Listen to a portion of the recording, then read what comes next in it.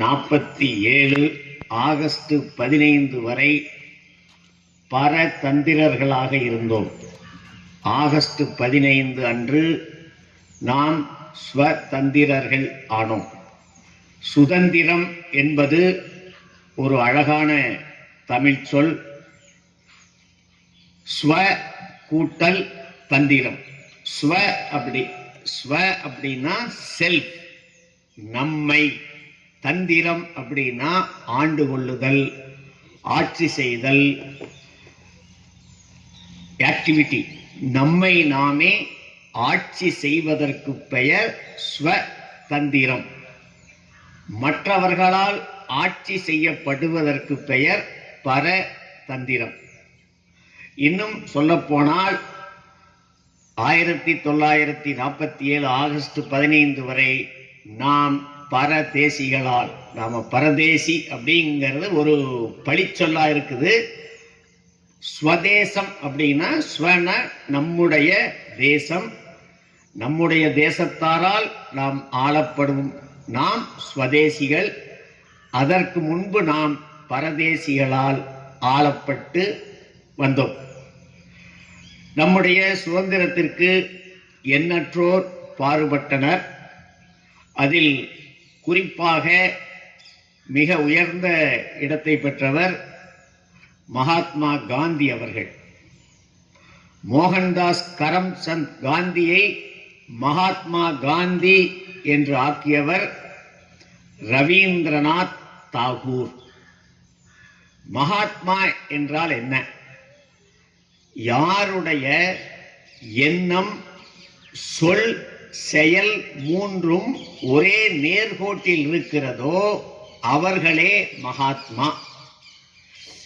அதற்கு டெஃபினிஷன்: மனஸ் ஏகம், வசஸ் ஏகம், கர்மன் ஏவம் மகாத்மனக. மனம் ஒன்று, சொல் ஒன்று, செயல் ஒன்று. யாருடைய எண்ணம், சொல், செயல் மூணும் ஒரே நேர்கோட்டில் இருக்கிறதோ அவர்களுக்கு பெயர் மகாத்மா. அது மகாத்மா என்பது ஒரு பட்டம். அது மகாத்மா காந்திக்காக இல்லை. யாரெல்லாம் இந்த மூன்றையும் நாம் ஃபாலோ பண்றோமோ, எப்ப நம்முடைய எண்ணம், சொல், செயல் மூணும் ஒரே நேர்கோட்டில் இருக்கிறதோ அதற்கு, அப்படி இருந்தால் நாமும் மகாத்மா ஆகலாம். துராத்மா யார் நினைப்பது ஒன்று, பேசுவது ஒன்று, செய்வது ஒன்றாக இருக்கிறதோ அவர்கள் துராத்மாக்கள் என்று அழைக்கப்படுவார்கள். மனஸ் அந்யாத், வாக் அந்யாத், கர்மன் அந்யாத் துராத்மனக. ஒருத்தருடைய எண்ணம் ஒன்று, சொல் ஒன்று, செயல் ஒன்று, இப்படி மூன்றும் மாறுபட்டு இருந்தால் அவர்கள் துராத்மாக்கள். யாருடைய எண்ணம், சொல், செயல் மூன்றும் ஒரே நேர்கோட்டில் இருக்கிறதோ அதற்கு பெயர் ஆர்ஜவம். அவர்களுக்கு வாக் சக்தி, அவர்கள் சொல்வது நடக்கும் என்பது கோட்பாடு. சுவாமி விவேகானந்தர் 1897 ஒரு அறைகூவல் விடுக்கிறார். நீங்கள் 50 ஆண்டுகளுக்கு பாரத மாதாவை மட்டுமே கடவுளாக எண்ணி வழிபடுங்கள், மற்ற தெய்வங்களை ஒதுக்கிவிடுங்கள். அப்படி நீங்கள் செய்தால் இன்னும் 50 ஆண்டுகளில் இந்த பாரதம் சுதந்திரம் பெறும் என்றார். அப்படி அவர் அறைகூவல் விடுத்தது நம்முடைய கும்பகோணத்தில். அதே போல 50 ஆண்டுகள் கழித்து நாம் சுதந்திரம் பெற்றோம். ஏன்னா விவேகானந்தரும் ஒரு மகாத்மா. ஏன்னா அவருடைய எண்ணம், சொல், செயல் மூன்றும் ஒரே நேர்கோட்டில் இருந்தது. அவருடைய வாக்கு பலித்தது.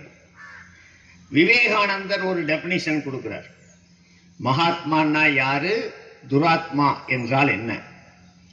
யாருடைய உள்ளம் பிறர் கஷ்டத்தை பார்த்து அதற்காக வருத்தப்பட்டு கண்ணீர் வடிக்குமோ அவர்கள் மகாத்மா. அப்படி இல்லாதவர்கள் துராத்மா என்றார். அதையே பாரதியார் பக்கத்திருப்பவன் துன்பம் பார்க்க பொறாதவன் புண்ணியமூர்த்தி. புண்ணியமூர்த்தி என்பவன் பக்கத்திருப்பவனுடைய துன்பத்தை பார்த்து அதை தீர்ப்பதற்கு முயற்சி செய்பவன். பக்கத்திருப்பவன் துன்பம் பார்க்க பொறாதவன் புண்ணியமூர்த்தி அப்படிங்கிறார். இந்த உலகத்திலே இவ்வளவு அதிகமான ஜனத்தொகை கொண்ட நாட்டில், மிக பெரிய பரப்பளவு கொண்ட நாட்டில் இவ்வளவு குறைவான உயிர் சேதங்களுடன் சுதந்திரம் பெற்றது நம்முடைய பாரதம் மட்டும்தான். முழுமையான சுதந்திரம். பக்கத்துல பார்த்திருப்பீங்க நாடுகள் என்ன நடக்குது, இலங்கையில் என்ன நடந்தது, இதெல்லாம். ஏன்னா அதற்கு முக்கியமான காரணம் மகாத்மா காந்தி அவர்கள் எடுத்த ஆயுதம் அஹிம்சை, சத்தியாகிரகம். ஹிம்சை அப்படின்னா பிறரை துன்புறுத்துவது, துப்பாக்கி ஏந்துவது, ஆயுதங்கள் ஏந்துவது போன்றவை. அஹிம்சை என்பது பிறரை துன்புறுத்தாமல் அவர்களுக்கு விஷயங்களை புரிய வைத்து சுதந்திரம் பெற்றார். பகவான் ராமர் ஒரு அவதாரமாக இருந்தாலும் அவர் போரிட்ட ராவணனை அவரால் மாற்ற முடியவில்லை, கொல்லத்தான் முடிந்தது. பகவான் கிருஷ்ணன் கலந்து கொண்ட போரில் துரியோதனாதிகளை மாற்ற முடியவில்லை, கொல்லத்தான் முடிந்தது. ஆனால் மகாத்மா காந்தி என்ற ஒரு மாமனிதர் இந்த கடவுள்களை எல்லாம் விட மேன்மையாக சத்தியாகிரகத்தினால், அஹிம்சையினால் நமக்கு இந்த சுதந்திரத்தை பெற்றுக் கொடுத்துள்ளார். பெற்ற சுதந்திரத்தை நாம் பேணி காக்க வேண்டும். ஆகவே இந்த சுதந்திர தின நல்ல நாளிலே நாம் எல்லாம் முடிந்தவரை மகாத்மாக்களாக்க நம்முடைய எண்ணம், சொல், செயல் மூன்றும் ஒரே நேர்கோட்டில் இருக்கும்படி நம் வாழ்க்கையை அமைத்துக் கொள்வோம். நன்றி, வணக்கம். மிக சிறப்பானதொரு சிறப்புரையினை வழங்கிய ஐயா அவர்களுக்கு நன்றிகள் பல. இப்பொழுது இனிப்பு வழங்குதல்.